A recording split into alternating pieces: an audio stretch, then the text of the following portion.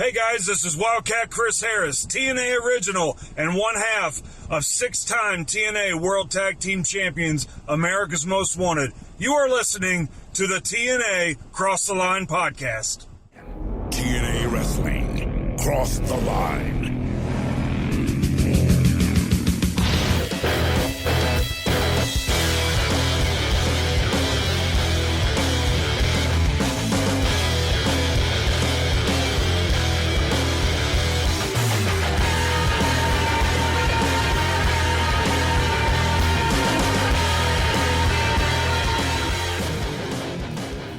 And we're back with episode 358 of the TNA Cross the Line podcast. I am Bob Colling Jr. and with me, as always, is Dallas Gridley. And Dallas, it's May 1st. It's a new month, same show, new tournament. The Deuces Wild is here. And I am so excited about it. All because Eric Young refused to admit that he was Super Eric. So now we are tortured with a tag team tournament where there's going to be 4 traditional tag teams and then 4 tag teams consisting of singles wrestlers who are together. Whatever. How are we feeling about these shenanigans? Well, I was just going to also chime in and say it's also funny because some of the, quote, tag teams are just singles guys that are put together. So... Right. It's already pretty fun and interesting. Now, if you are a longtime listener of the show, you know that me and Bob, 1, love a good tournament, and 2, really love a tag team tournament. We love them so much, in fact, that we thought we peaked on episode 3. Yeah, that's right. If you go back in the archive and you turn on NWA TNA pay-per-view number 3, we really peaked because it was honestly... arguably the worst show we watched, maybe in this entire podcast. Yeah, I mean we've said that several times. Yeah, so I think even you were like, I don't know if I can do this. It's crazy because at the time I already have seen that show too, and watching it, I don't know if maybe we just had a bad day. Maybe we need to do a rewatch. But it was like, it was brutal. Could you imagine if, we turned into one of those nostalgia shows like Seventh Heaven where they like rewatch their shit, where we then rewatch what we've already watched? Well, what if we rewatch only the shows we didn't like and see if our opinions have changed? Well, your shows would be like 1 or 2. Well, yeah, I mean, in hindsight, we really don't have that many to watch. Could be another side quest. Dallas just enjoys everything. Well, except that third pay-per-view. But yeah, anyways, this all being said, tag team tournaments, dude, they suck. I don't like tournaments in wrestling almost ever. Why is that? I have my reasons. Or really one reason. What's yours? Honestly, you know what I think it really comes down to me is I just feel like it's like a lazy booking thing. It's just like, okay, we're going to put these guys into a bunch of matches and then someone wins something at the end. And it's like, okay, so you don't really have to do a whole lot. And there's like nothing to it. And I think this is why, and I've argued with people about this before. I mean, I used to watch New Japan a lot more. I really haven't watched it in years. But the G1 Climax, the month-long tournament, round-robin tournament, they're all fighting, all this shit. It was very difficult for me to ever get through it. Because it was just in my head, nothing tournament. Yeah, the winner at the very end, which by the way, the finals was always great, but the winner would then go to Wrestle Kingdom, and then that's the match you want to see. But like to get through the like beginning rounds, I just didn't care. It was just difficult for me to watch it.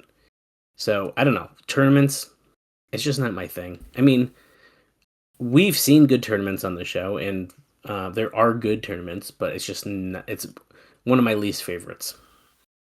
My main thing, I feel like typically, I mean, a lot of ours have been like one night tournaments, kind of like King of the Ring. It's usually like one night or like it'll space up between one round and another round. The finals and stuff is another day, not a month-long thing or anything. Right. But one thing I've known about my viewing habits is I do not like watching the same people in numerous matches in the same night. Yeah, I can understand that. It's like, let's say let's like an example, 1993 King of the Ring. Yeah, Bret Hart has 3 really great matches and they're all different. But I maybe see Bret once. Right. I like to have it being like different. I feel like I'm not getting gypped at that point. Yeah. Well, and I think also part of it is I don't know. What was I going to say? I just lost my train of thought. I'm so discombobulated about fucking tag team tournaments now. One tournament we've talked about before on this podcast, which is way out of our timeline, thank God, is the Bound for Glory series.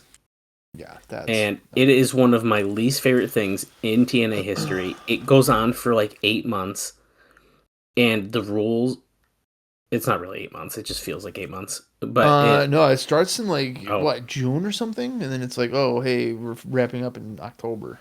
Okay, so it's like 4 or 5 months. That's a long time. It takes a while. And there's all different rules, all different shit that you get different points and this and that, and then half of them happen on house shows, so you have to get like updates on Impact. Yeah. I hated that shit. And not to reiterate what I was saying about like watching New Japan. One tournament because I would watch the G1, and there is some really good stuff in the G1, so I'm not completely shitting on it. But you know what tournament I really fucking hated? The Tag League and the Junior Tag League, because it's just it's a tag team tournament. I'm telling you, I got some heat with tag team tournaments, dude. Well, good thing that we're watching a tag team tournament now. Yeah. Hey, at least there's a couple other things sort of happening to distract us from that. Right. At least for a while. Challenging for the world title. Yeah, that's fun. Hey, if it means he gets some promo time, I'm not going to hate on it right now. Anyway, that all being said, let me do a quick rundown of the show from last week, and then I have ratings, and then we're going to get right into the show today, guys. It's a quick one, not a lot of notes in general. Okay, last week was actually the 200th episode of TNA Impact, which is pretty exciting. They did not mention it, I think, even once, but that's fine. From April 24th, 2008, and it featured the following matches. It was the first Deuces Wild Tournament first-round match, where Team 3D defeated Black Rain and Relic in 10 minutes. And I believe that means that Black Rain and Relic are going to be mismatched into the potential single guy thing and then combined or something? I don't know. Or are they out of it? Is completely? That what it means when they lose their transferred over like that? Well, I guess I only say that because Black Rain and Relic are like, yes, they're a tag team, but also singles guys. We're gonna run out of people. We're gonna run out of people here. I don't know about that. I would definitely identify them as a team. I mean, they don't have a team name, I guess, but I definitely would identify them as a tag team. Well, Bob also identifies these guys as a tag team. In the next match, Christian Cage and Rhino, as we know, very famous tag team together. Right.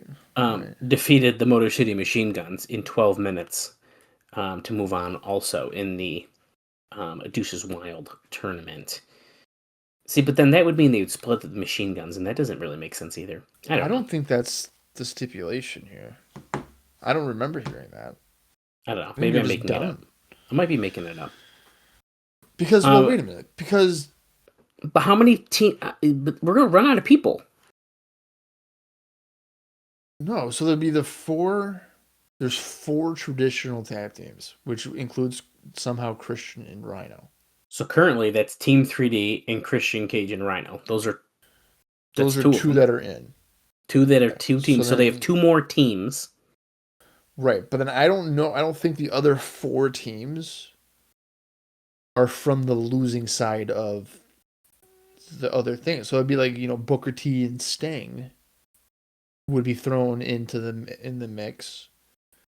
And you think like as would like AJ Styles and like Yeah, AJ, whatever. you're right. If Tom goes suspended, so it'd be just AJ. Right, he's out until at least after Sacrifice. Matt Morgan. I guess we have a lot of X Division guys you could kind of throw into it. Yeah. Matt Morgan. Okay, I'm on your side. I was talking to my ass. What can I say? It's later than we normally record. Okay. Yeah, it's currently 11:40 at night. So. Could you imagine we do a midnight hour recording one day? Yeah. That wouldn't happen. That'd be nice. Anyway. My voice would be AI generated right now. The next match is also a tag team match, but it's not a Deuces Wild tournament match. Booker T and Sting defeated James Storm and Robert Roode in 12 minutes. And then finally, in the main event, we saw Samoa Joe's first world title defense against Kurt Angle. That match went 23 minutes. According to Cage Match, Dave gave that match 3.5 stars. So it was a pretty good match, needless to say. He also rated that Cage and Rhino winning over the Machine Guns 3.25, according to the Cage Match Wrestling Observer rating. And that was also a pretty dang good tag team match. So it was, yeah. Pretty cool. Now, as far as the ratings for that episode, I only have Alvarez's notes, so it's not as exciting. But it looks like they got a 0.99 with a 0.74 in males 18 to 49, and a 0.48 in persons 18 to 49, and a 0.74 in males 18 to 34, and a total of 1.3 million viewers. The quarters breakdown was the following. It was a 0.98, then a 0.90, 0.87, 0.86, 1.04, 1.04, 1.11, and then it ended on a 1.12. So, I mean, it dipped a little in the beginning, which I feel like it normally does from the dropout from the show before, and then it kind of continued to grow. So, I mean, it still trended pretty much the same, but we had slightly less of a rating number and a bit less total viewers than we normally have. So, yeah, there we go. Not good. I would expect that to be a bit higher, especially for Joe and Joe Kurt match on free TV. Right. No, totally. And that's what Alvarez mentions first. He says the Big Joe versus Angle rematch for free on Spike TV. This is what it was. Yeah. So it is definitely surprising, but at the same time, I mean, maybe they just didn't do a good enough job advertising that that's what was happening. I mean, I feel like historically TNA has not been good at promoting anything. Yeah, that sounds about right. Unfortunately. They're really good at pissing people off, I'll tell you that. They're really good at pissing people off, and I'm sure at some point during the show today we can talk about the newest thing that's pissed people off, which by the time this airs is old news, but we'll talk about it. Right. But I guess with that being said, that's our only pre-show note. We have just a few notes we'll talk about during the show at some point randomly. And that's about it for today. So it's we get to enjoy the show and really just dive into the action of the Deuces Wild Tag Team Tournament. Well, I'm so blessed to do this at 11:46 at night. Let's see here. It's the May 1st, 2008 edition of TNA iMPACT. If you want to watch along with us, head over to the TNA Plus app, or if you have it in your own personal collection, that will do the trick as well. Our approximate runtime is 1 hour, 25 minutes, and 57 seconds. So that should mean that there is probably not chunks of darkness like last week's. So I'm going to count down from 3. And when I say play, that's when the live watch will begin. So here we go. 3, 2, 1, play. That is extremely loud in my ear. Mine was also extremely loud. I'm glad I turned it down before we hit play again. TNA Wrestling Cross the Line intro. Previously on iMPACT, the Deuces Wild Tag Team Tournament. So we're seeing highlights for that in really weird colors. You know, there is one thing I wanted to say, because I'm pretty sure it's accurate.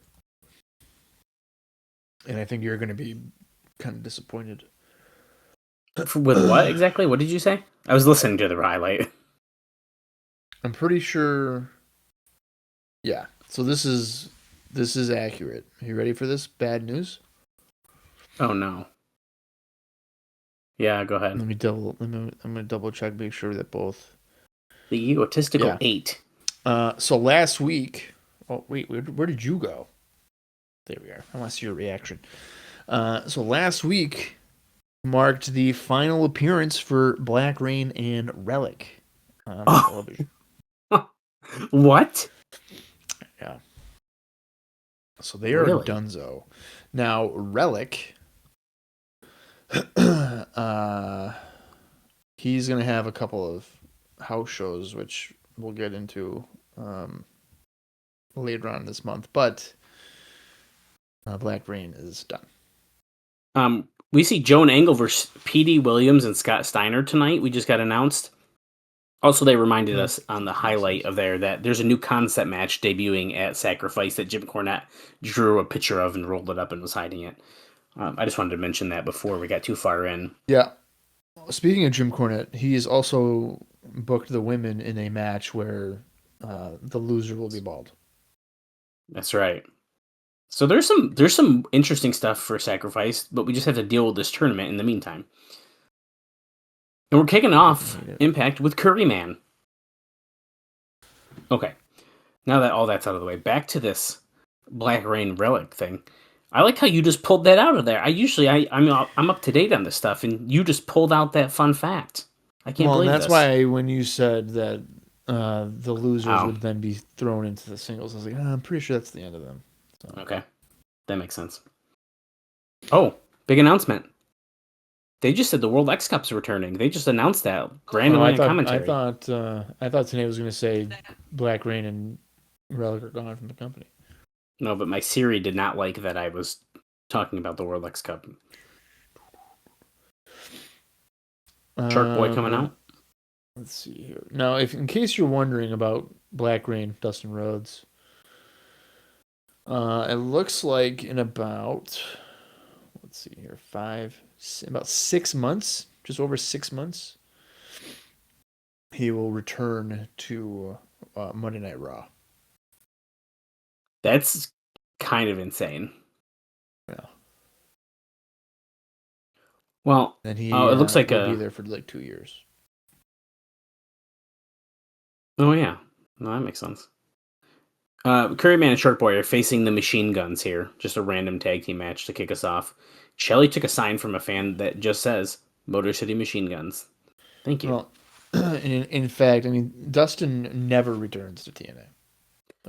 He doesn't. And in fact, from this point forward, if you even mention TNA, he will block you on Twitter. Well, that's in reference to Black Rain. If you do the other stuff, he won't. Nope, because he blocked us well before Black Rain showed up. Yeah, but you think it's because he knew. I have a feeling he had to have known it was coming, but I was going to be respectful. I wasn't going to tag him. My favorite thing that you ever did on Twitter was you tagged Jerry Lynn in a crotch picture, and he said, "Really?" Okay, first off, it was it Joey Legend? Or was it Mike Sanders? Someone was giving him he was about to crotch him on the guardrail. On the guardrail, yeah.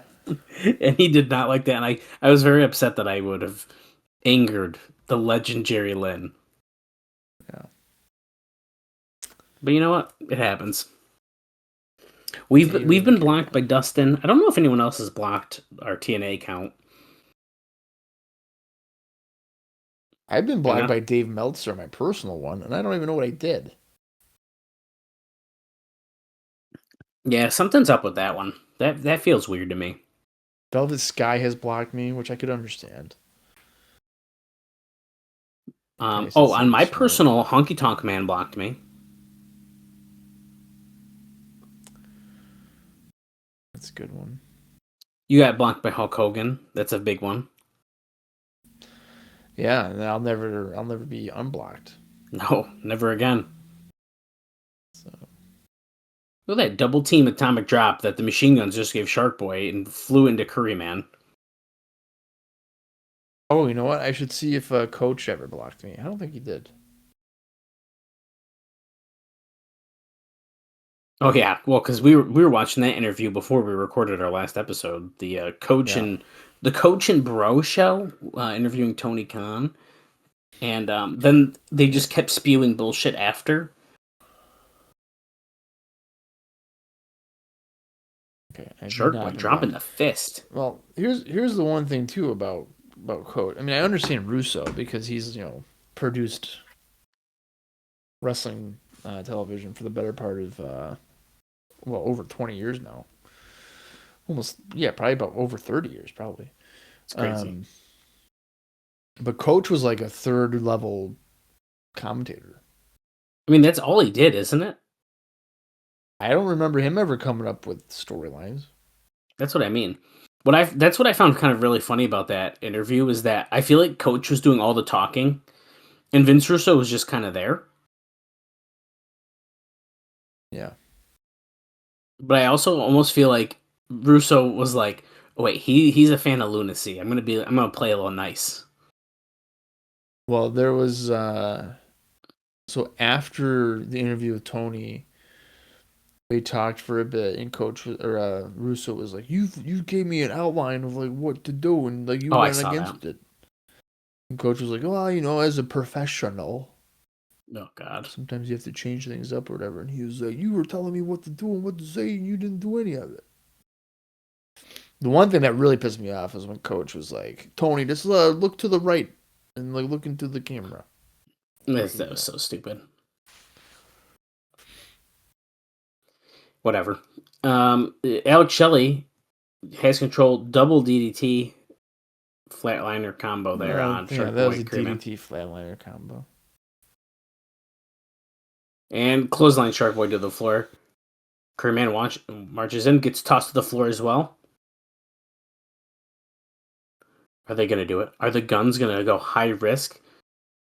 Double suicide dives. Ooh. Knocks both Curryman and Shark Boy into the guardrail. TNA. Get a replay of that. Keith in the truck. Uh-oh. What? Do you hear that? Is there an ambulance coming in the arena? Oh, no.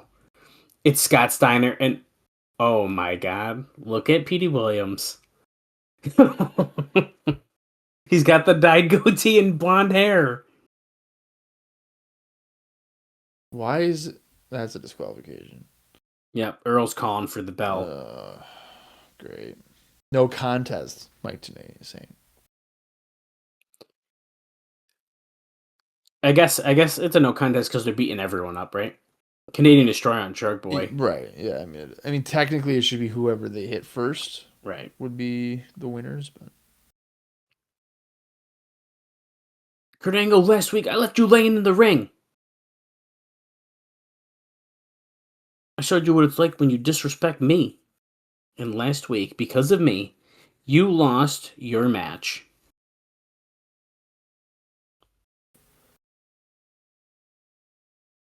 Somehow he weaseled his way into a three-way dance at Sacrifice. I like that he brought back his old freaking Nitro shades. The silver-framed sunglasses. That's probably just rust.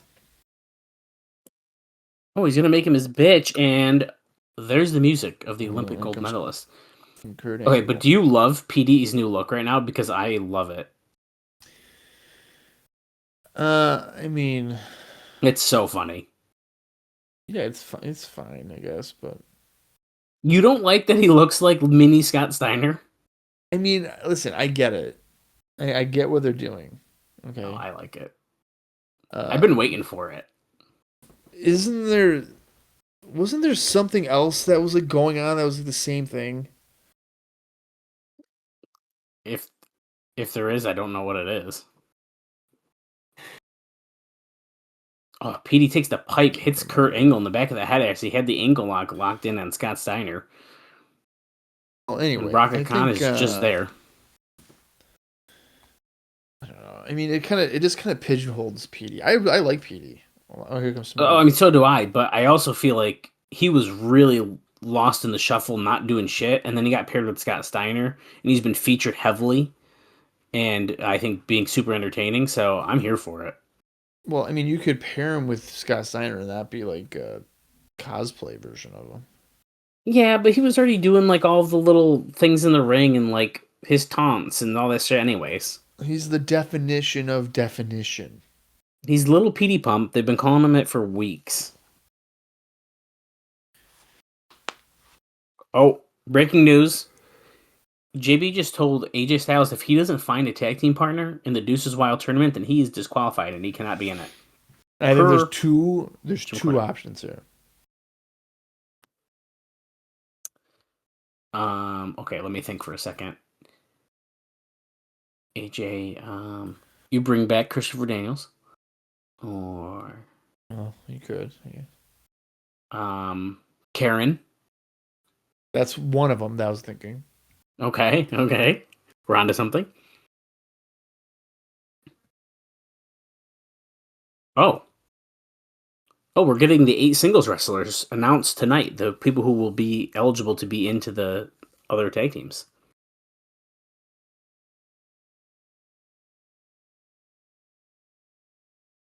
What's today? Thursday? What happens on Thursdays?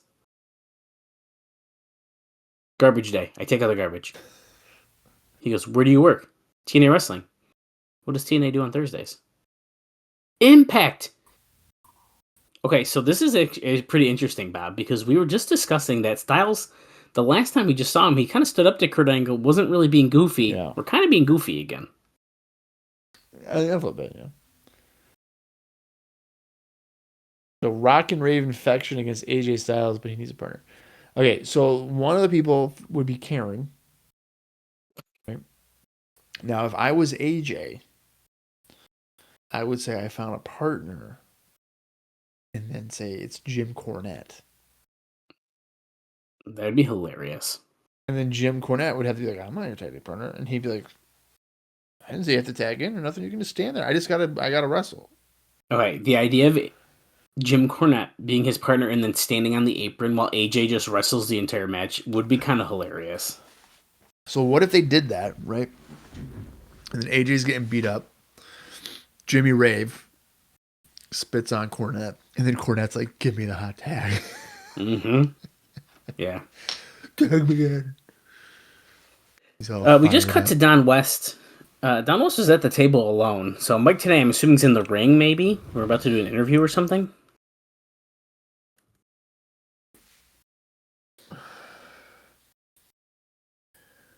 He's bringing out all the singles wrestlers later tonight. There's 8. Is this a 16 team thing? 2, 4, 6. Or no? No, because it's 8. It's 8 teams total. 2, 4, 6, 8. Oh, right. Okay, so they would be 4 teams. Did you hear that? Mike Tenay said he's introducing someone, and he goes, "They are the beautiful people, Angelina Love and Velvet Sky." They've kind of hinted Okay, it. so who do you think is hotter, Angelina or Velvet? I've always been a bigger Velvet fan. In general, but right. I like now. them. I think before I had said Angelina, but I think it is Velvet. I mean, I like both of them, wrestling and otherwise, but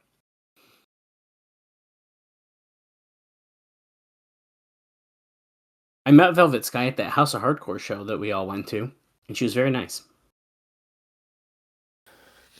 Now, the only heat that Velvet has with me is that 1, she blocked me on Twitter, and then 2,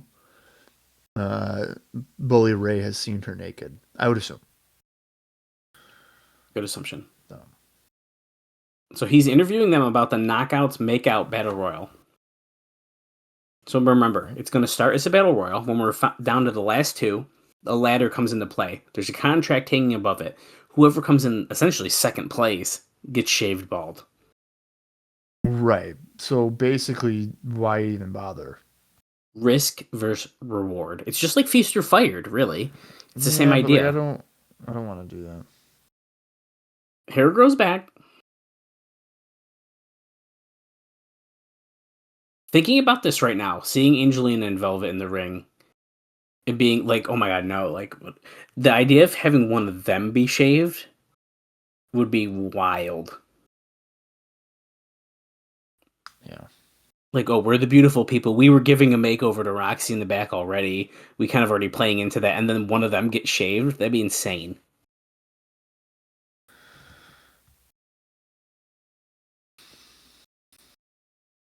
Who could be So, getting their head shaved?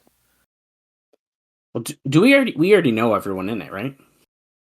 I would assume it was all the girls that were getting like makeup or whatever. Angelina, Velvet, Roxy, ODB. Oh wait, here's some pictures. I think they're showing. Gail Kim. Oh my! That's funny. That Photoshop of Gail That's Kim pretty bald. funny. That's insane. That's funny. Or perhaps Who's her. the next one? ODB. Holy crap. And so, also, remember, due to the time, it's 2008. Jim Cornette called it like a Britney Spears makeover specifically. That's Right. where the head shave part came in, Yeah. which is a really funny dated reference that everyone knows. So, Yeah. I wonder when. I'm gonna look it up right now. Like when isn't it isn't it in 2007? Oops. Let's see. Bald. When did it happen? Bubba says you can I look feel all like you that's want, got to and be none like you a can late ever 07 touch. thing. Let's see. Well, we're both kind of wrong here. Britney Spears famously shaved her head in February 2007. Okay. So, just over a year reference. I mean, Cornette's done That- worse, I guess.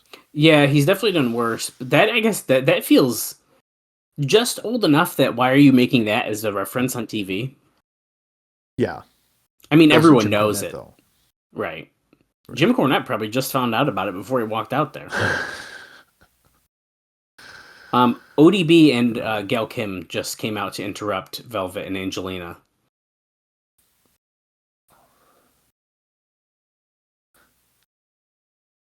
Someone just yelled, "Slap her!"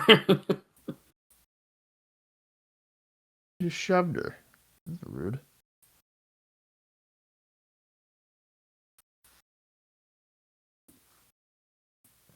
Oh yeah, we're getting into brawl. Mike Tenay's getting out of there. These 4 knockouts going at it. I actually have one knockouts note, but let's see how this plays out before. I like how ODB has not dropped her flask. That is awesome. Remained in her hand the entire time. ODB rules. Oh. That looks like I think we have a Angelina's, wardrobe nipples are malfunction. out. It's blurry for the record, but very clearly a post-production blur, and she fixed it. Velvet right there, Sky definitely told her about it, so she's fixing it. Covering it up. Oh, ODB says she's going to guarantee your that one of them are going to be. One of you are going to be in your favorite position on your back. Bam! Lazy. They should be doing all the work. Bam! We're going to JB in the back with AJ once again. Almost back-to-back segments. Oh, wait, there's Kurt. Uh-oh. AJ goes, never mind. AJ wants to go ask Booker T to be his partner, but Kurt just blocked the door. And now he walked away. Booker T knocks and opens the door at the same time. Booker T, what's up, man? He's on the phone. He doesn't look thrilled. Be my tag team partner? What do you say? Oh, shit. Booker T said, what's your name? Who are you? Are you someone's little brother or something? He goes, AJ Styles, and he does his little taunt.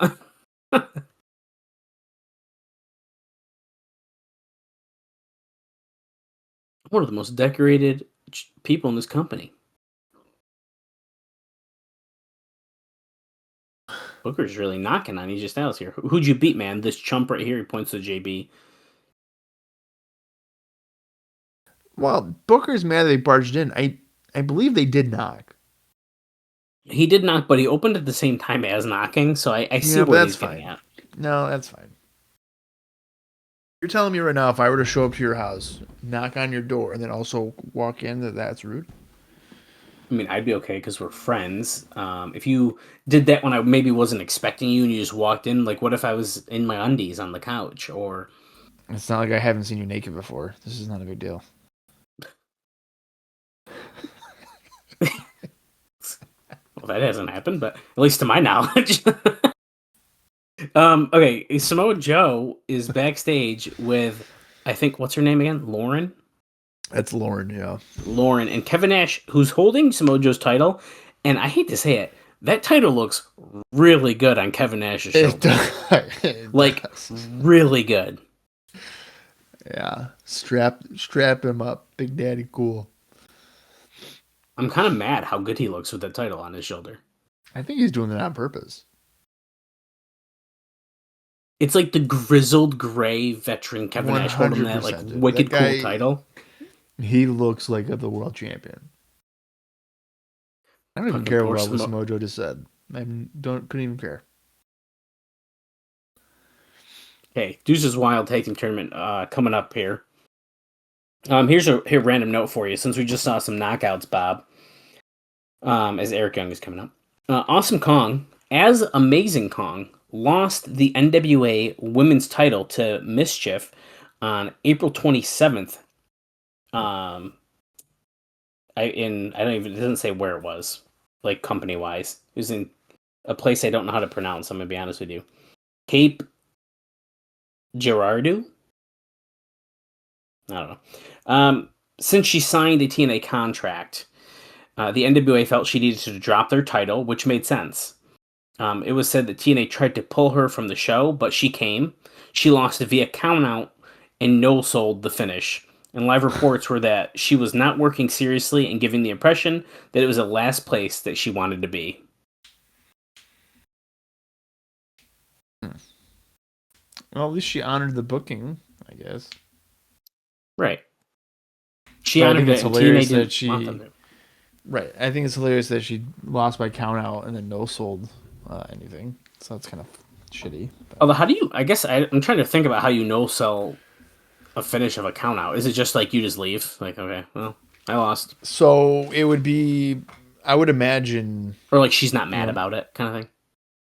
A mixture of that. I'm sure like Mischief or something. She probably maybe, let's say, threw her into the ring post, right? And then as soon as the 10 seconds came up, she just like left. Okay. Well, a famous no-sell. Yeah, I'm not going to reference the Austin Aries, which I just did, but that's not what I'm talking about. There was an older one where Sid Justice power palmed Hercules and pinned him at the Garden leading into WrestleMania 8, and Hercules immediately stood up and left. That's bad. After the pin. That's bad. It was not great. Just to solidify what's happening on screen right now, it is Eric Young Kaz against LAX in this tournament matchup. Eric Young, not Super Eric. Do you think that we're going to really see Super Eric much more now that the monsters are gone? I kind of feel like that was kind of the whole point. That's a very good point, yeah. I honestly don't know how short-lived it is, so I guess I'm curious to see how it'll play out, if at all. I'm just trying to think of who else. Yeah, I mean, because Relic and Rain were really the scary guys. Well, I mean, even look at the match we have right now. But... Yeah, he's gone too, though. Right. We have two babyface teams in the ring right now. The fans love both of these teams. Yep. So, I don't know. I guess I don't know who else he would be standing up to, but the thing is, at least in the Impact Zone, the Super Eric thing kind of gets over. It gets a pretty good pop and stuff, so I don't know. Maybe they'll keep it going. Well, they had been chanting for Super Eric randomly, probably at least 6 months before they did it. Right. No, that's totally true. Homicide with a suplex here by Homicide. yeah, going for that cover, but Andrew Thomas was distracted with Hernandez because he was in the ring when he wasn't supposed to be. That's okay. He gets a tag anyways. Supermax in the ring. Holy, what a leapfrog. And then Homicide just gives him a neck breaker after he goes underneath Hernandez.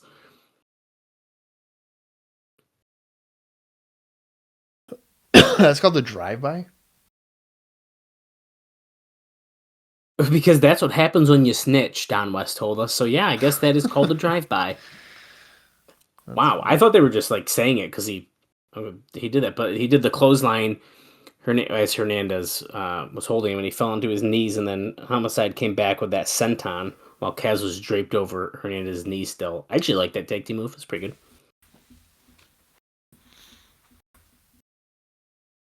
Kaz laying him in here. Coming off the ropes, but gets caught. Hernandez putting him up. Is it going to be a border toss or like a backbreaker, potentially? Oh. Kaz slips out. Coming off the rope. Ducks the clothesline from Hernandez. Going for that tornado DDT, but he was caught. Oh. Nice sit-out powerbomb. 2. Oh. Eric Young with the save. Not Super Eric. Regular Eric. No, because he's scared. He's hiding behind the ring post, even in their own corner. That was pretty brave of him to get in there and break up the pin.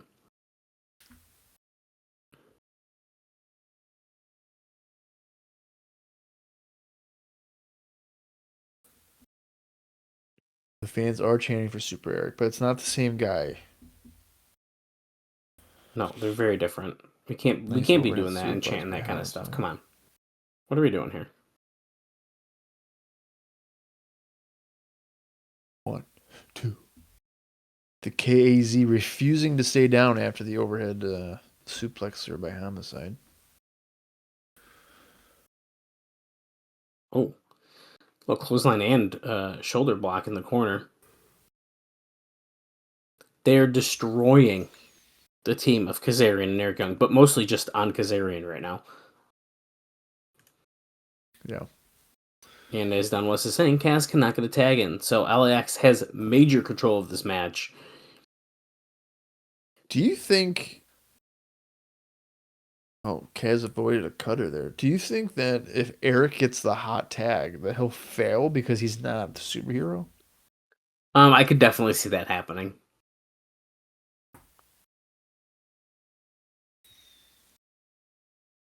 Ready? Here it is. Boom. There's the hot tag. Here it comes in. Okay. Not bad so far. Punches laid on both members of LAX. Irish whips Homicide into the corner where Hernandez is. Going for that bridging pin in that Northern Lights, but unable to get it. Hernandez knocks Kazarian off the apron.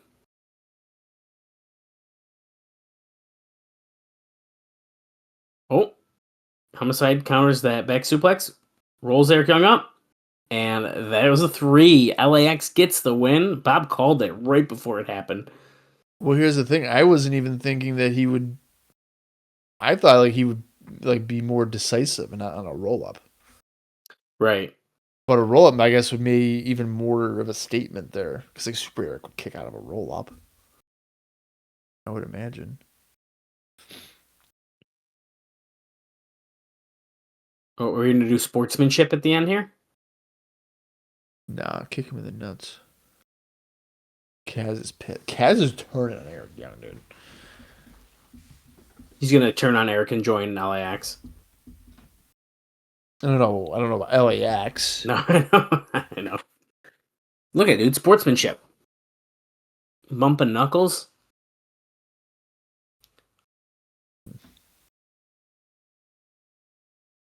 If you bump knuckles, does it count as the code of honor, or do you have to shake hands? Ooh. I think you have to shake hands.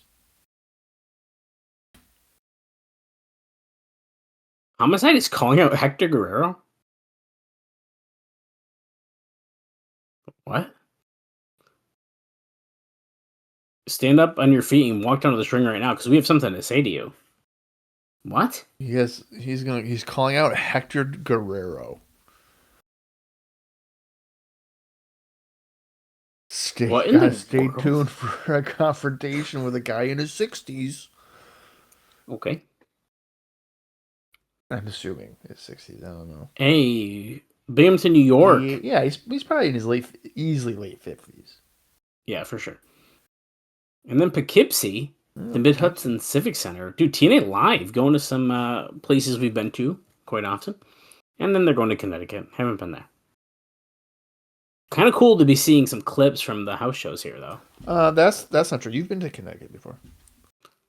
Yeah, but not that town specifically, I guess okay. is. We've been to the Civic Center. I'm pretty sure maybe even that place in Binghamton they just mentioned. So. Oh, for that SmackDown? No, that was a new arena. Yeah. Okay, we gotta drop the Eddie name quick. Mm-hmm.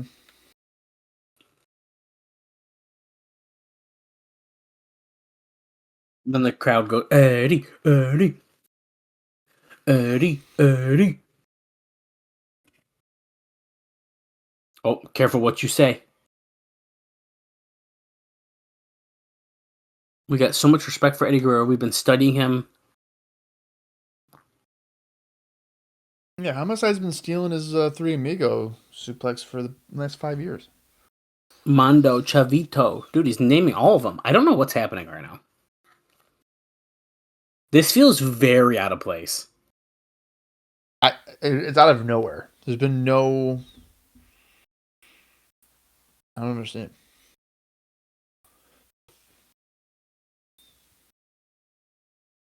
You want to be our new Conan? He just fucking... Will you be in our corner and guide us? For what? What? You help us get the tag team titles. LAX they've already won the tag titles. Right. Yeah. Right. I don't like this. Why do they need his guidance? They've already been the tag team champions before. Yeah. Also, what is Salinas? Chopped liver? Yeah, that's a really good point. If I were her, I'd be sitting there going like, guys, what the fuck? I'm here too. I can help. That's funny. What if next week Salinas is just gone? She's not there anymore. Yeah, right. I kind of wish Salinas could be...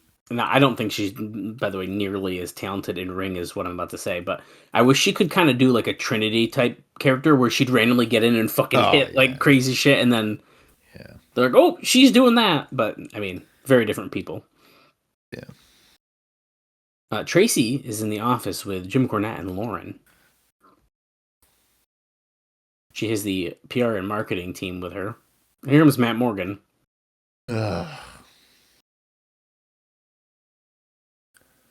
It's kind of weird to see him just constantly oiled up wearing wrestling trunks after he's been in a suit with Jim Cornette so long. Yep. He also looks sunburnt. Dude, he looks like that hot dog that's been on the 7-Eleven thing way too long. Oh my god. It's been sitting there turning so right. and turning and turning. Well, the left side of his body looks like it's been on that rotisserie a little bit too long. They forgot to rotate it. Okay, so Matt Morgan's trying to be a singles guy in the tournament, but Jim Cornette says you're going to have to wait. And then Kip James just attacked him. Now remember, last week, they're mentioning it, he attacked Kip. It's not really quite a feud that I was anticipating happening, but here it is.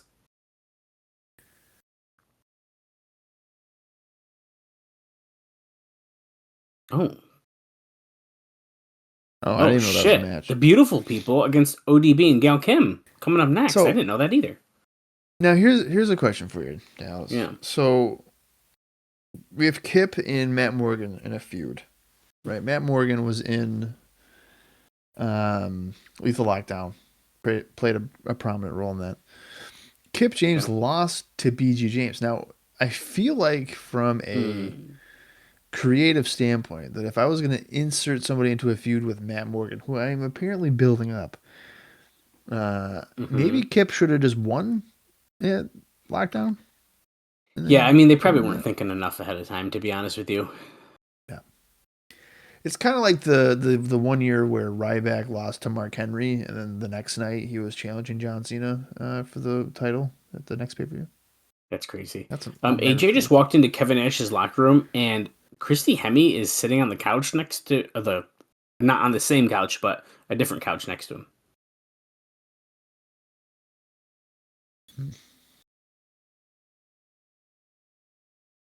I gotta get ready anyways. We're gonna rock you tonight, baby. What in the world? That was so funny. I like how she did that, and then Nash goes, that just killed it. That's awesome. That's a great one-liner. Pretty good. Wow, I totally just lost my train of thought. Now, what were we just talking about? Oh, Morgan and Kip. So, yeah. I'm willing to bet you they're not feuding, and what's going to happen is that they're going to get paired up at the pay-per-view and be my God. And because they hate each other, can they work together? You're so fucking right. They ain't going to actually be in a feud together. Because not for nothing. Is BG and Kip's feud really done? That's all it was? Just some video packages and then one match and that's it? Well, no, right. I would imagine not. I mean, Kip did attack him after, didn't he? Anyway. Yeah, I think you might be correct about that. Yeah. No, dude, you're so right. Matt Morgan and Kip are going to be fucking teaming up at Sacrifice. There's no way they're not. It's so silly. It's such a good call. I didn't even think of that. I also don't think about Matt Morgan a whole lot. I don't, especially when Angelina Love and Velvet Sky are on the screen. Right.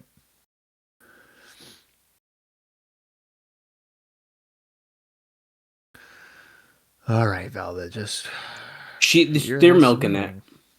I've also noticed on this show, she's doing this new thing, that right there, where she's like rubbing down her body. Like, she's doing it constantly.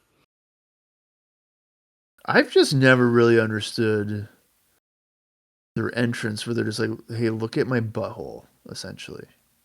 I mean, I don't think it's that graphic, but... Just look at my butthole. Hey, look at my butthole. Look at my butthole. You wish you could see my butthole. Like, Gail Kim just said, look at my butt cheeks, kind of right there. Right. So they're more like, you better look inside of it. Inside. Yeah. Jesus Christ. Gail's like, I'll just give you butt cheek action. They're like, you can get the full anus. It's like, oh. Thanks. I don't know. It's just their whole character is like more hot. So I mean, I guess it just works.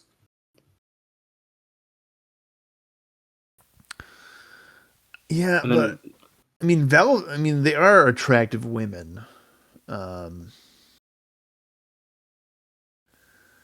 But not like oh my God, ODB's mocking the ring entrance. She's saying, look at my butthole. Bam! See, she did it again. She knows what she's doing. I want her to wrestle the entire match holding onto the flask. She might be. She did it the whole brawl. Dude, that's so funny.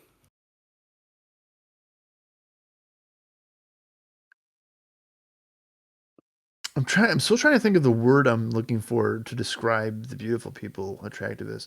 It's not like you're like the girl next door type of. No, no, they're not girl next door. But it's like, girls. Yeah, they're like, like dirty hot. They know they're hot. Yeah. And that's why they say, look at my butthole when they go in the ring. Look at my butthole. Makes sense now. And ODB knows that she is one dirty bitch, and that's why she calls herself that. Yeah, and Gail Kim is like the girl next door, gorgeous. That's probably a better way to describe Gail rather than the beautiful people. Yeah. What does Velvet's shirt say? Rock out with your what? I didn't see the end part of it. No, that's what that's normally what it says, but I don't think that's her shirt says right now. You know, if this was like high school, right? Because like in 2008, I just got out of high school, so like Gail Kim is your girlfriend that is trying to take it slow, right? Angelina is your girlfriend, but you don't know it, but she's hooked up with like 3 of your buddies already. Oh my god! Like behind your back. Velvet Sky is probably giving you a blowjobs underneath the bleachers at the high school. Oh my god! Games. Okay. And then ODB We're pushing it. is like you're just raw dogging it in the back of a pickup. Holy shit, dude! I think that's pretty accurate. Well, I'm just gonna let that one from be. a high school perspective. Like if I was 17, not 37. And also the characters, not the actual women. Very important. That's an important thing to say. You were talking about high school and with the beautiful people. I had a beautiful people T-shirt. Still have it, I think. Yeah, I do. I think I still have it. You're such a mark. Like the beautiful people. You like bought the shirt? Yeah, I bought the shirt. It says the beautiful people, and then it says, shit, what is this? I gotta look it up. Hold on. Yeah. Who is it? Is it Joe that had a bunch of female T-shirts? Yes. Like Charlotte and stuff like that. Haley. Yeah, I think you're correct. I don't know why I find it bizarre for men to buy women wrestlers T-shirts. I was supporting wrestlers I liked. Oh yeah, because see, this is what the back says. I thought this was hilarious. Cleansing the world one ugly person at a time. That's fucked up. I know. That's fucked up. And this is the front. It's just the beautiful people. I mean, it looks like a wrestling shirt. Actually, it looks like the Austin Aries shirt that I bought probably around the same time. I'm not saying that it's bad or wrong that you did that or anything, but I just in my brain, like I've always thought that women's wrestlers like attire or merch was geared towards women. It looks just like it. That is basically the same thing. And I had that one too. Wow. Actually, I mean, I feel like this is kind of a now that we're mentioning this. We were talking about TNA pissing people off before the show. As by the way, Velvet is whooping ODB's ass. Are you using your microphone? Yeah. Yep, I sure am. Okay. Oh, you know what? I don't know why I answered that. It's the earbud I'm using. We figured this out. We figured that out before. Yeah. Well, I was going to make a transition, but Velvet has the upper hand on ODB here, but not for long. She kind of hit her with her ass to break out of that like straight jacket kind of hold that Velvet had ODB in. Running power slam. Take that, Bulldog. 1, 2, and then win. A clean win. All right, shave her head. Shave her head. She's gotta be preview bald. for Sacrifice. Shave her head. So ODB and Gail get the win here, but here comes Angelina. Attacks her from behind. A sore loser. Blindsided her. That's fucked up. It's not right. It's true. She did.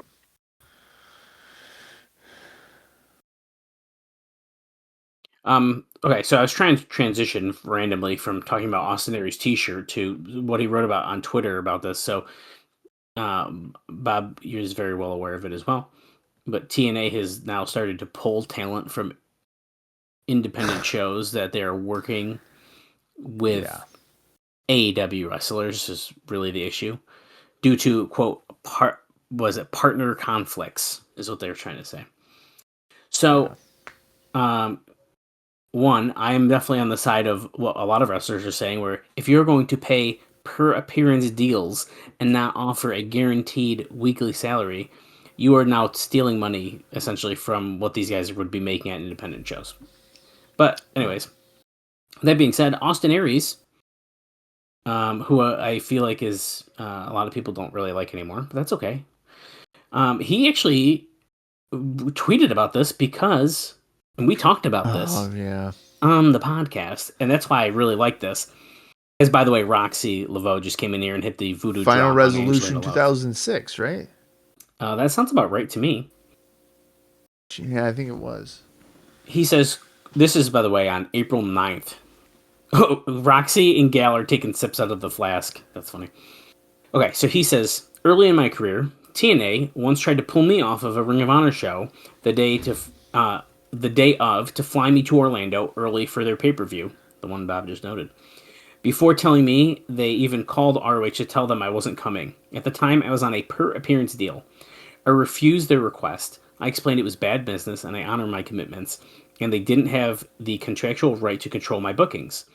And they certainly weren't paying me enough to try. He goes on to say still, I worked the ROH show, drove through a snowstorm, dealt with delays and cancellations, and still made it to Florida hours before the pay-per-view. The next day I got suspended, not for being late like they said, but for not doing what I was told. Then, Dave Meltzer reported their version of the events without context or asking my side of the story. This was my intro into how wrestling business and media operates. That's where the difficult to work with label started, or as Jim Cornette would say, malcontent. And he says, I won't run from that label. I was extremely dissatisfied from the state of affairs and expressed my grievances in the early part of my career, not about creative or wins or losses, but about the overall lack of integrity and honesty with talent and the talent is routinely treated with. Now, 20 years later, companies still playing political games, underpaid talent used as pawns and media used to shape narratives, while talent and fans pay the price. It wasn't right then, it isn't right now. So label me what you will, but you also know the origins of the label. I'm grateful for 15 plus years I spent under contract and on TV, but now as a truly independent contractor, I value being in control of my bookings and staying out of politics and nonsense. Book me and I show up, be professional, honest, and fair, and you'll get the same. That's a pretty damn good tweet from Austin Aries. Well, he's right. Now, people are not, they don't like him. He didn't get Me Too'd, right? I mean, if he did, I don't remember it. So, I think what's the whole Austin Aries thing is just like he's an asshole. He's just hard to work with. See, I mean, he said it right there. That? And then I also think I don't know if his super veganism annoyed people or something too, but then there was the whole vegan. Well, because he is a crazy vegan guy. I don't know. People don't like that. So people would be like, "Hey, man, no." I just think it's because the hard to work with part, to be honest with you. But I guess that's what it would be. As a quick side note to what's happening on screen, AJ walked into James Storm's locker room. Bob was probably paying more attention than I was as I was reading, but I was trying to. James Storm and Robert Roode's locker room, I guess, is really what it was. And they didn't seem to quite get along there. And as they left, AJ just looked over to the right after JB pointed, and his eyes kind of widened, and he says, "Will you be my partner?" And then he walked off frame. It's Abyss. I was kind of just wondering that. Or is it Jerry Lynn? That'd be fucking wild. Or D'Lo Brown. I think D'Lo Brown might be in the WWE. D'Lo Brown would be a good one. Remember when D'Lo Brown was supposed to be that random ass fucking vignette thing that we couldn't figure out for a few weeks in 2004? Oh, yeah. And you're like, yeah, no, it's D'Lo so Brown. weird. And I was like, what? Right. Okay. Oh, here we go. Time. We're going to find out. The time Ryan for- Raven faction. Let's see what town they're in tonight. Oh, yeah, let's guess. I'm going to say Lincoln, Nebraska. Lincoln, Nebraska. Okay, Or I think they're going to Rochester. say Los Angeles. Let's see. And Rave Infection. All right, give it to Jimmy. Give it to Jimmy. Boom. Columbus. Columbus. I feel like he said Columbus before. He probably has. Okay, their opponent's first. Rave. Dude, we're still doing the Prince of Columbus. Phenomenal thing. I almost feel like the semi-split from Kurt and Tomko being suspended would have been a perfect time to drop this. Yeah. You're probably right. I can buy that crown at Spirit Halloween, and I'm not kidding. I'm sure, yeah. You know, it's funny you say that because in the Rustlers documentary on Netflix, Al Snow goes to like a Spirit Halloween for props. Hey, if it works. Yeah, that's what he did. Who He's like, cares? look at this mask. Oh, I'm going to buy that. Great. Although, it's fucking Al You have Snow. 12 people buying your pay-per-views. You're buying stuff from Spirit Halloween. Okay, let's see who the partner's going to be, and then I was going to make an Al Snow... Oh. It's Super Eric. Different than Eric Young. Okay. You see what they're doing?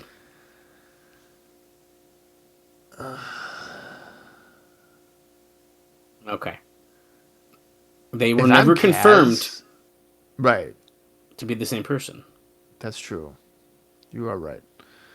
If I am the Kayfabe KAZ, wise. though, yeah, kayfabe. The KAZ, I'd be fucking pissed. Well, I mean, yeah, he's kind of got screwed here, right?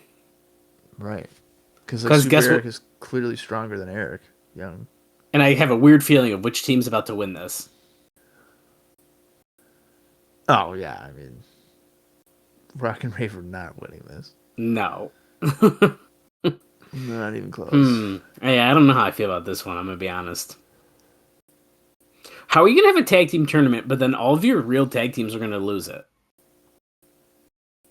Doesn't that, like, diminish Machine your tag guns? team? Yes, Machine Guns. It's probably about to be Rock and Rave Infection. The only real tag team in this it so makes far sense. is Team 3D. LAX. Oh, sorry. LAX. With You're right, Hector okay. Guerrero. Hector Guerrero Ugh. going to lead them to the tag team titles that they've already won before. Yeah, whatever. Without Hector's help. That makes a ton of sense. I don't know. I could be wrong, but I'm going to be very surprised if they win the tag team titles back. I Who, could be wrong. LAX? Yeah, I'm going to be real surprised. Although, we kind of discussed it during the AJ Tomko reign. It was such a nothing belt because it's used more as the prop. It needs to be on a team like LAX again, to be honest. I would assume, if with Tomko being gone, I think that it would be Team 3D winning it, and then LAX chasing them. I'd be definitely down for that. I think that'd be good. Or do you do Okay, Team Super- 3D winning it, and then Super Eric and AJ Styles chase them? I don't know. Oh my god. Well, Super Eric is standing up to maybe... Would you say maybe the Murder Hawk monster? Just kidding, he's not that yet. But he is standing up to Lance Hoyt.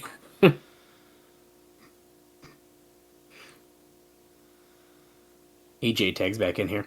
I'm going to give you a random note here. Actually, I'm just going to tell you the last two here because the other one's not really much of a note. It's just more of a nothing burger. But remember Joel Anderson from Survivor that was rumored to be coming in here? Yeah. Yeah, well, we don't got nothing new on him. But as Dave says here, it's weird how they brought him in, made a big deal out about him, shot an angle with him, and then they never mentioned him again. It's noted that he has been training with Relic some, and Kurt Angle and Kevin Nash took some interest in him. Nash told him to study tapes of Scott Hall to learn how to work since he and Hall are of similar size. At least as of a few weeks ago, he has not been offered a contract, but had been given the impression one was coming, and was getting impatient about training without one. Joel was getting impatient training without Yes. one? Yes. You know how many hundreds of wrestlers train to become wrestlers without a contract? Right. Christy Hemme with a nice distraction on Styles. Jimmy Rave getting an upper hand here. That's not the greatest of attitudes to have, I think. No, and I'm sure we will never see him again, so. You never know, man. That's true. I like that he was training with Relic, though. And, well, you know what? That context is even maybe more important because Relic's not going to be here anymore. Right. So his trainer's gone. Look at Lance Hoyt just play guitar on the back of AJ Styles before he just slammed him down. And my final note about tag teams, and sort of related to the Joel Anderson situation, is simply that Team 3D has a tour of Spain coming up in June. So I don't know if we will see a slight bit of absence from them. Will that affect the tournament outcome? Tour of Spain. I don't know. What the hell does that even mean? I don't know. But that's all the notes for the show. If you are following along with us, by the way, we were at 56 minutes and 35 seconds. Or if you're Bob, we have 29 minutes and 18 seconds remaining in the show. Yeah, and if you're wondering, I have never wanted to fall asleep more in my life than I do right now. It is now 12:53 in the morning. Yeah, dude, I'm exhausted. I've drinking 17 sugar-free Red Bulls in the last 24 hours. Yeah. I've never even had one, I'm going to be honest with you. I've eaten off air about, I think it's what, 7, let me see the packaging here. 77 Swedish fish. That's not bad. Well, it's pretty bad for a diabetic. Oh, okay, that's fair. Super Eric almost just picked up both members of the Rock and Raven Fiction on his shoulders, but that was stopped. And he just turned Jimmy Rave inside out with a clothesline. 1, 2, 2. Bob, can you do me a favor? And could you make me a compilation tape of Jimmy Rave in Ring of Honor so I can watch it? If I knew how to actively do that, I would. Did you just see that back body drop into a Hurricane Rana? They just tossed AJ onto Lance Hoyt. Holy I'm watching the shit. same show that you are. I did see that. Oh, Death Valley Driver. Oh, he angled him pretty good for that. Yeah, that was nice. Yeah. Okay, I hate to say it. That match was pretty good. Yeah, that wasn't bad. That was a pretty I'm surprised you want to watch Jimmy Rave in Ring of Honor. Well, we always talk about it. I was going to say, I've only been preaching that since he got here. That's why I want to watch it. And his music. Oh, his music was so good. With Prince Nana. Like, I want to see Jimmy Rave fuck some people up in Ring of Honor. He was like one of the first guys to get toilet paper thrown at him. Oh, really? Yeah. All right. So these are the qualifiers. Team 3D, Christian Cage and Rhino, AJ Styles and Super Eric and LAX. So AJ Styles and Super Eric are considered a regular tag team. I guess they're kind of giving him more of a pass because Tomko's not here, and that's why he had to find a partner. Yeah, I feel like they're trying to... I mean, I'm on your side of this. I'm just trying to make it seem like it makes sense.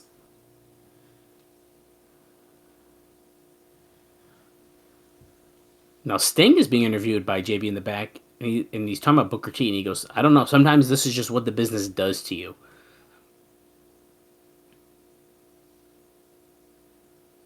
It's time for the Egotistical 8. Is that the name of that? No, but Sting's sick of people, so he's angry. Even though he's probably one of the Egotistical 8. Well, he definitely is. Him and Booker T are, yeah. There you go. He was in the Millionaires Club. He will be in another group. And he is Stinger. So. Yeah, the Wolf Pack. Is that what you're talking about? That's not the one I was referencing, but that's also true. The Horseman. No, Future.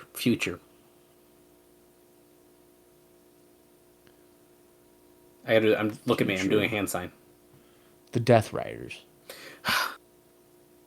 Wait, TNA's newest innovation? 30 feet off the arena floor. The Terror Dome. Newest hybrid match. Challenge a man's will. The Terror Dome. It has the brute strength to contain It's a fucking great cage. white shark. Like, what are we doing? So athleticism of Ultimate X, and it's a cage. Oh, we're seeing there it. it is. Okay, so we can talk about what it is now because they're showing it. It's the giant red cage that has a hole at the top. A very narrow and small opening. Is that Daizee Haze? Holy shit! Daizee Haze wrestled on TNA. What the fuck? Hang on, I gotta get, Bob's I gotta awake. get what is going on? Oh, now I get a cramp in my leg. This is ridiculous. I can't believe she's on and getting an entrance. It's got a massive trolley horse. Holy crap! Oh my! Who is this? What? It's Oh, cheerleader you know Melissa. You know who? That's you know what? Okay, I'm Oh, gonna tell you I know who something. it is. That's Raisha Saeed. That is crazy. That's crazy. I didn't know she wrestled. I can't remember. I've watched this like in the last year, and I forgot that fucking Daizee Haze was there. All right. Oh, and okay, I gotta drink some water. This Charlie horse is killing. You gotta drink some water. Okay, so cheerleader Melissa and Daizee Haze going at it. They sounded like, I might have misheard slightly, but Mike Tenay made it sound like whoever wins could potentially get a more permanent spot on the roster. And not for nothing, one of these women is technically already signed. And that's why it's probably gonna be cheerleader Melissa.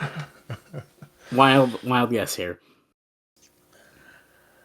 Now, I'm gonna be honest. I've always heard cheerleader Melissa's name. I know she's Raisha Saeed, but I've never actually seen her wrestle. Besides the Raisha Saeed cage match one that we just watched. Dallas, I have never been in so much pain for a Charlie horse in my life. What a time to be alive here. I'm not even kidding. But I'm standing up bent over at his desk right now. Listen, okay, I'm never up at 1 a.m. and here I am dealing with a Charlie horse. Holy mackerel. Melissa tossing Daizee Haze out of the corner. Oh my god. How do you fix a Charlie horse? Oh, I don't know. I don't usually get them. Just do a lap quick. Do a lap. I don't know if I can still hear you and everything. Yeah. Just go around your living room, click. Cheerleader Melissa with a nice suplex on Daizee Haze. Now, I'm familiar with Daizee Haze mostly because, and Bob will confirm this when he walks back over here, seeing her at our local independent company, 2CW. I have a picture with Daizee Haze. So I must have liked what she was doing in the ring because I cared enough to get a photo with her. When was she wrestling there? That's got to be 2009. I was gonna say it's got to be around that Living on the Edge that Styles was there. I feel like. This is unbelievable. I cannot believe I. Cheerleader Melissa pulls back Daizee Haze. Oh shit! Is she gonna hit a vertebreaker? Vertebreaker, which is the Gringo Killer as well. So I'm kind of surprised that she would do that, but it's in the Knockouts division, so I'm cool with it. She gets the win. This is the dumbest thing. Okay, I did see that. That was a nice vertebreaker. That was I think a pretty good win there for cheerleader Melissa. I think she had a pretty good showing.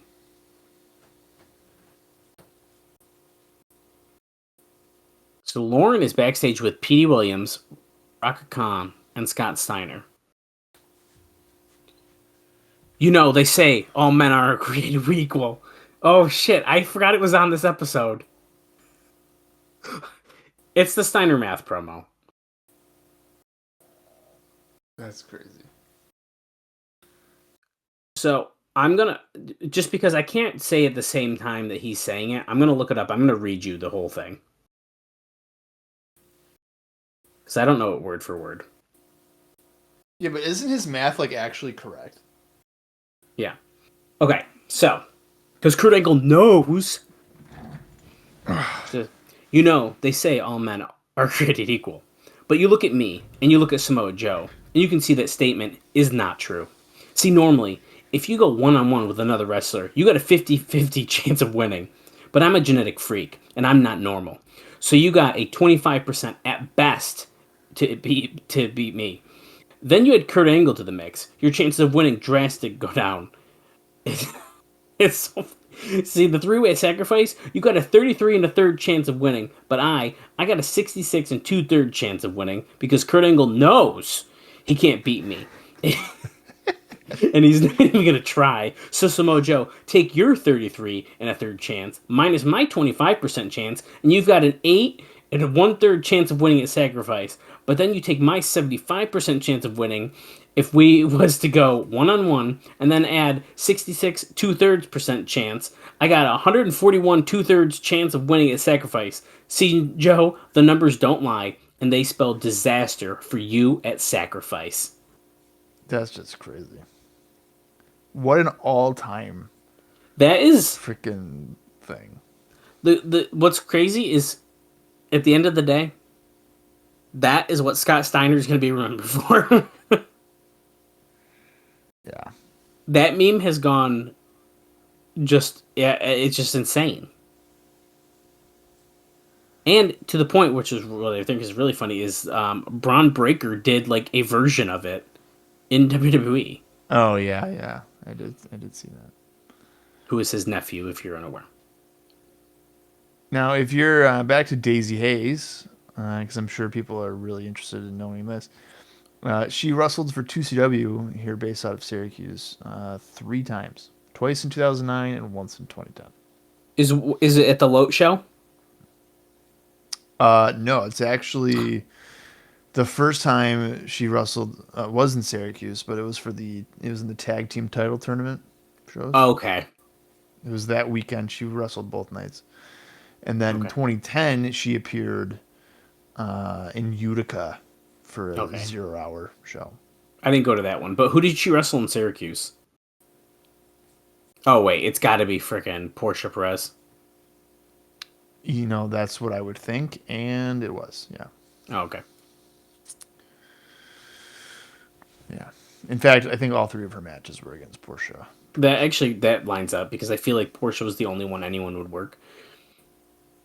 Yeah, pretty much. Okay, I mean, I Roxy wanted to was... throw it out there. I am cured from my Charlie horse.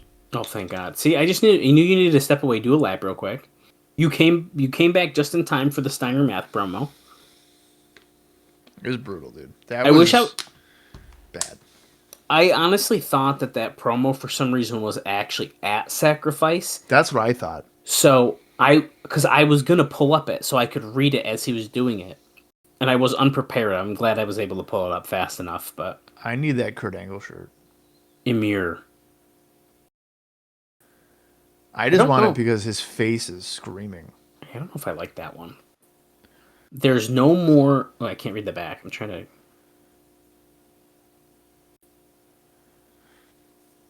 If you couldn't figure it out by what we're talking about, we're heading into the main event. Steiner and Petey are already in the ring. They just made their entrance. Kurt's out here now, and Samoa Joe will be coming out momentarily. It's Scott Steiner and then Scott Steiner Jr. Yes. I'm going to try to find that shirt on eBay for you, but I don't know how to find it easily. Oh, you think it's on eBay? Let's see. I'm going to type in Kurt Angle Emir. TNA World Champion. Samoa Joe. Okay, that actually made it worse. There's no shirts now. So I'm going to go back to my initial search. You know what shirt I would love to buy you? The classic TNA shirt? What? Is the AJ Styles Come one. Have you seen that one? The what? Yeah, you heard me right. It's the one that looks like Come.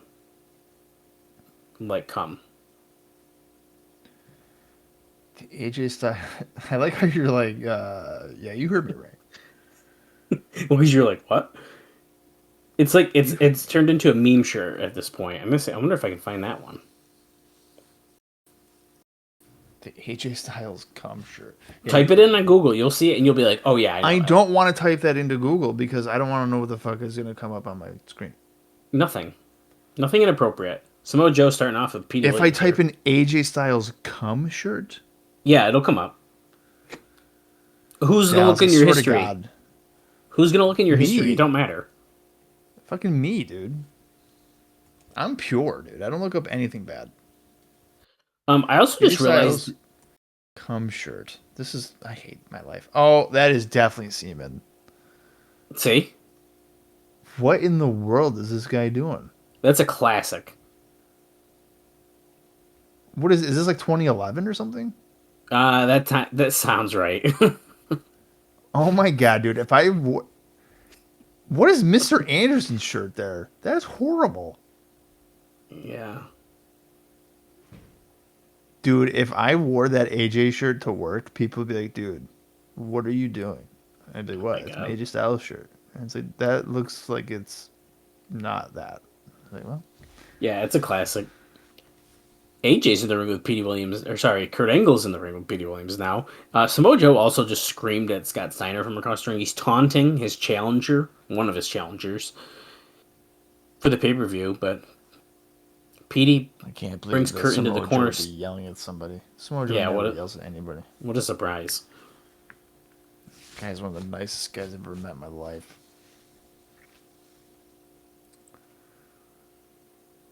You know what? If you ever meet Samoa Joe at a Comic-Con or something, he should do an opening for our show, but you have to be like, can you do it like you're mad? Yeah, can you, scream really angrily? Yeah. That's how we know you're Joe's, when you're just fucking mean. Overhead suplex by Kurt to Scotty Steiner, the original, not the cosplay. Now, Raka Khan, I'm assuming at this point, is in fact sleeping with Kurt Angle personally.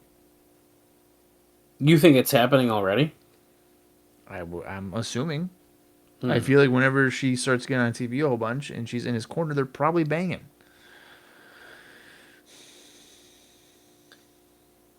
I don't see Karen anywhere. Allegedly. We cannot confirm this. They did have a romantic relationship. That is well known. Bob has been very sleepy during the show, and he has said some things that if we remind him tomorrow what he said. No. I'm pretty sure Kurt even had to put out like a restraining order against her because she was crazy. She's definitely crazy. Allegedly. Allegedly.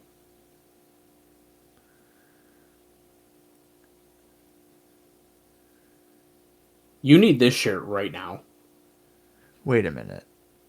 The Big Sexy Tour 2008. I would buy that. Sold out. I would buy The front. Nash.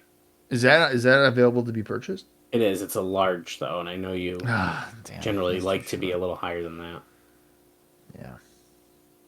You know, I just realized that Joe and Angle are actually tag team partners right now. Yes. Yeah. Yeah. So if this was the Deuces Wild tournament, they would definitely be winning the whole thing. Again. Oh, dude, we'd be screwed. Yeah. Yeah, we've been through that rodeo once before, but you know what? We can just revisit it. Right. Inverted atomic drop on Petey, but Steiner hit the knee as Joe came off the rope. Petey's gaining control now, going for the cover. Nope. Only able to hit 2.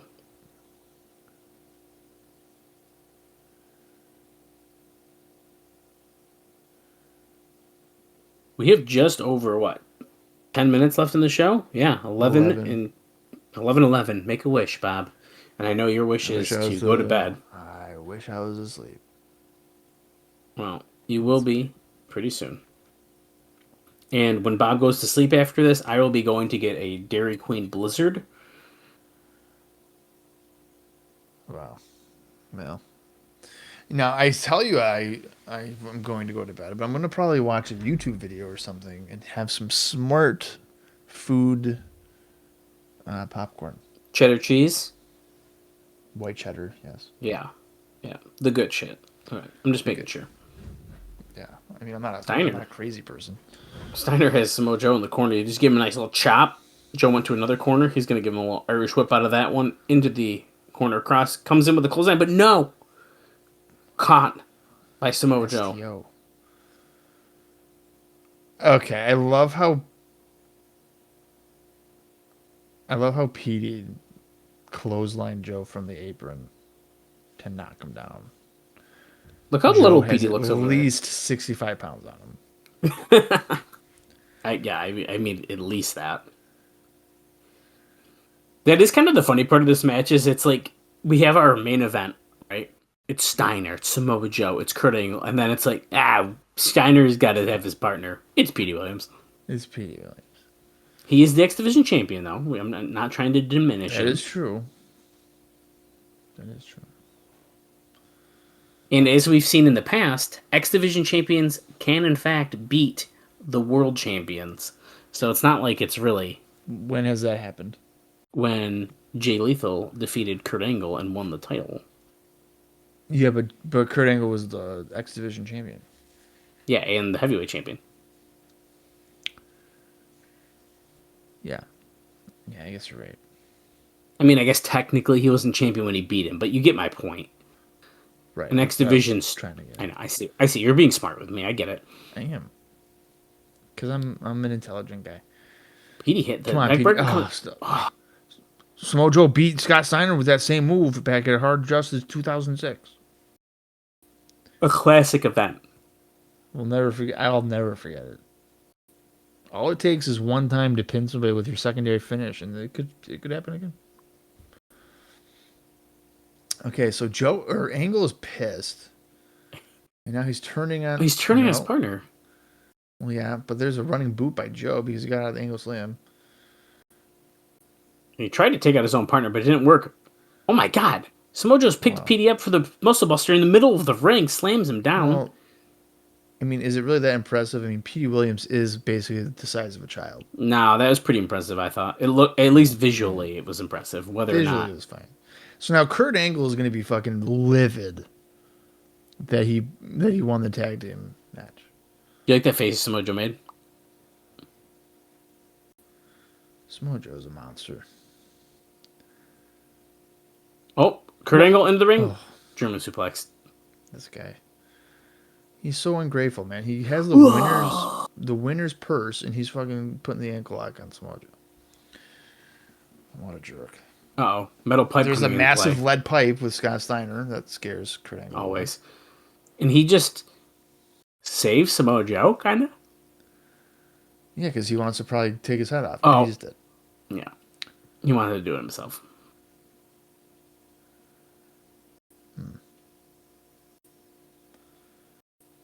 All right. I mean, okay. So if I was, let's say I'm Vince Russo, right, and I saw the pre-tape with Nash and stuff, and Nash is holding the TNA World Title, I'd be going up to Jeff or whomever, maybe Dixie. Like Dixie, we gotta pivot. We gotta put the strap on Kev. Make it a 4-way. Yeah. You could.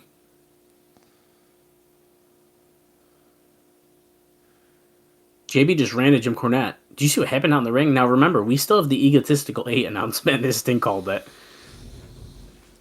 I'm fascinated by what Borash does every show. He basically runs back and forth from like 3 rooms.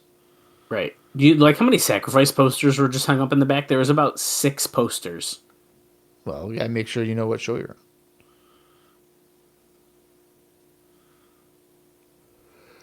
on. Yeah, here's a reminder. Oh, what just happened before the commercial break?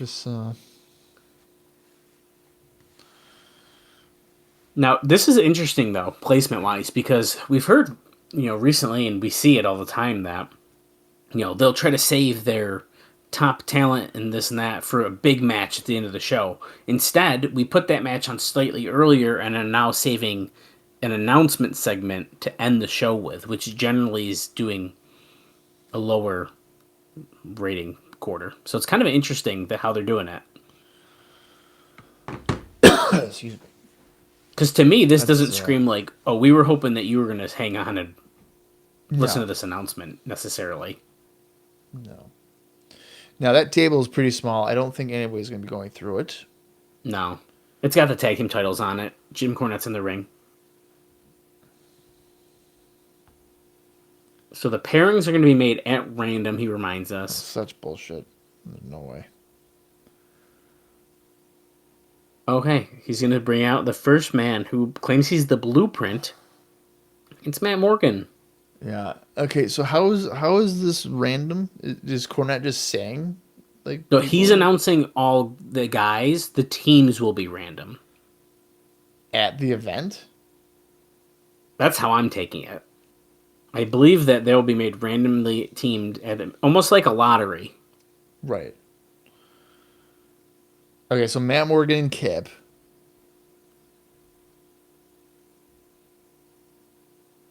One half formerly of the James Boys.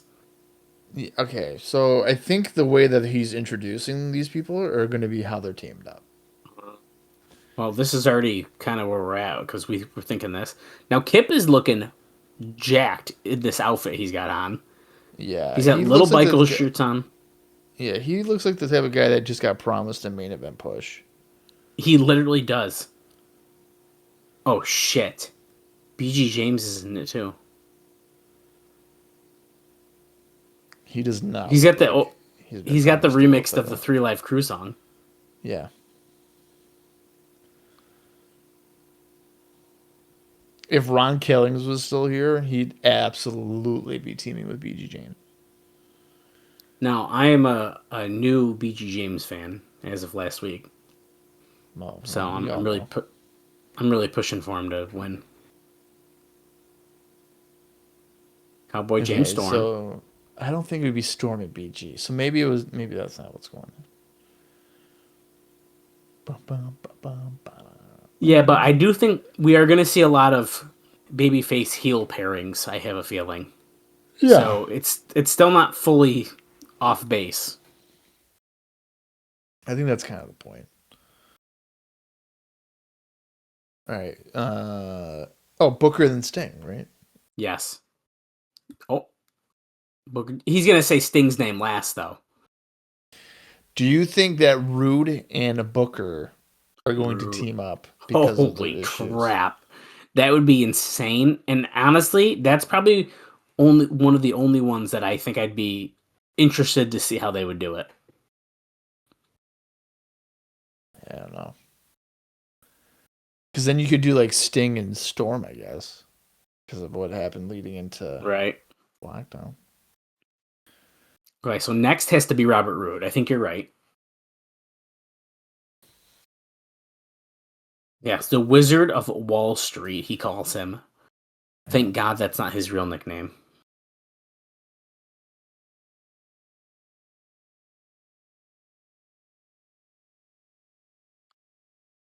Robert Roode wearing his JCPenney suit here.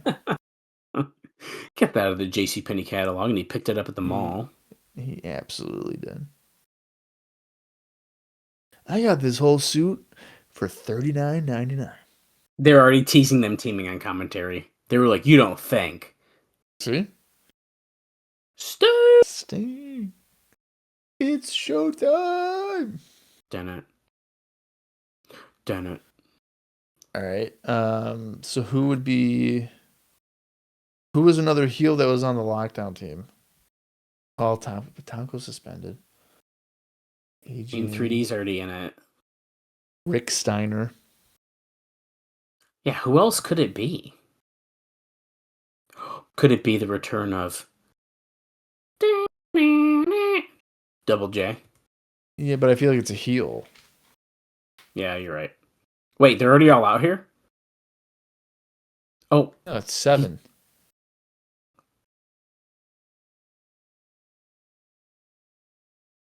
He's acting like this is about to be a huge thing. Yeah. Okay. Spit it out. I honestly have no clue. It's Black Rain. Abyss.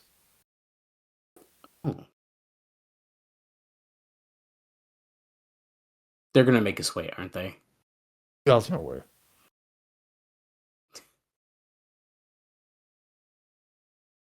What? Awesome Kong, the knockout champion? What? Sting's like, wait, what? Okay. Okay, so now Morgan's I want Awesome like, Kong you're and out of your mind. I want Awesome Kong and Sting to be a team.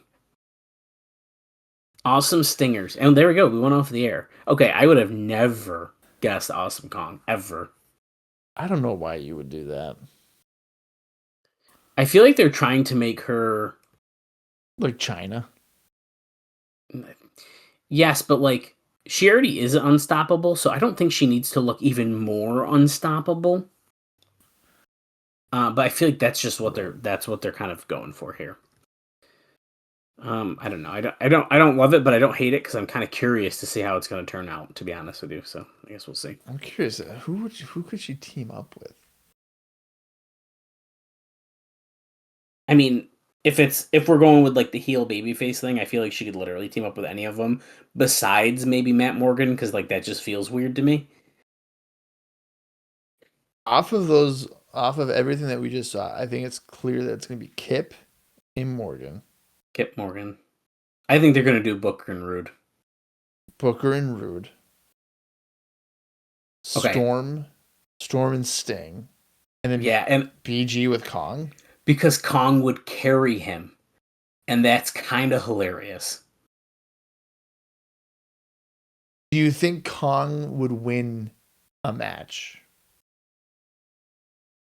Or is this just like... well, so here's the thing. Something different. They could win even just one or something because of Kong and be like, holy shit, she can beat up the guys too. And then when she does lose, it's just BG taking the fall. It don't matter. Right.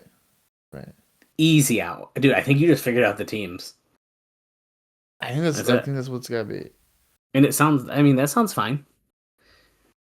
Maybe I don't hate this tournament as much as I thought. The only thing I can think of is that they would do... I mean, I guess we have to watch the last Impact to really figure this out, but could it be a convenient thing of like, oh, Rude and Storm just happened to be absolutely a team, and then like, oh, Sting and Booker. Yeah, I think we even said that last week when they fought. Like, these are going to be two of the teams. And if you notice, all four of those guys are options. So I definitely think that could happen. And honestly, I don't know if I'd be too mad about that either, because that could also help further this new like Booker Sting story they've kind of been teasing a little bit here and there. Yeah. I can't believe I don't hate this as much as I thought I was hating this tournament. I'm starting to like it. I'm more so dreading Sacrifice because it just means like 2.5 hours or whatever. That's gonna maybe be a lot, yeah. But so, well, I'm gonna say that this week's episode, even though it's now 1:08 in the morning, I am going to say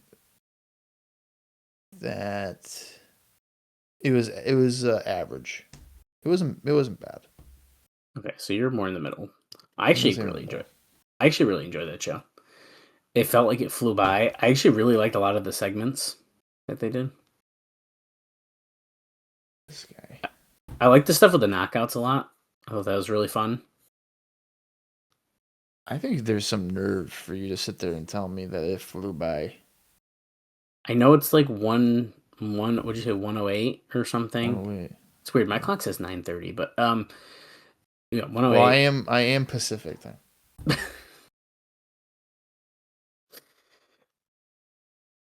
I don't know. Yes, people that are listening, that would be 3 hours behind, but that's the joke. Yeah, well, anyway, we have one more episode of Impact before Sacrifice, so we get one more fun show before we have to sit through a very long tournament episode. But you know what? Maybe it won't all be bad, and maybe in the long run, we will be so happy that we got to go through it together, because it's not always about the destination. It's about the journey, and we have been on a very, very long journey together. What words are you are you fucking spewing to me right now? And if you take Bob's 33 and a third % happiness and you put it with mine, then we got 66 and 2/3% happiness on this podcast. Well, Bob has his 33 and a third. Well, I'm offended that you would even think I'm at 33%. This is just how it goes, bro. But anyways, one more episode. The Go Home show is coming up. I'm definitely looking forward to getting past Sacrifice, mostly because then we are on the road to Slammiversary, and that's usually a fun show to get to. And then after that, it's kind of I feel like the summer ends up being more of a blast than we expect on those pay-per-views as we head toward Bound for Glory. So it's kind of uphill from here, I would say. Yeah, I agree. I think, once we get past the Sacrifice, it should be just easier to consume the content here. But all right, well, our next episode is the May 8th Impact. It is the Go Home show before Sacrifice, which is on, of course, May 11th. And we will have to see just what else could possibly be in store for us. We don't have anything planned or known, so we'll be going in blind as we head towards Sacrifice. So until next week, for Dallas Gridley, I am Bob Colling Jr., and this has been the TNA Across the Line podcast. Konnichiwa!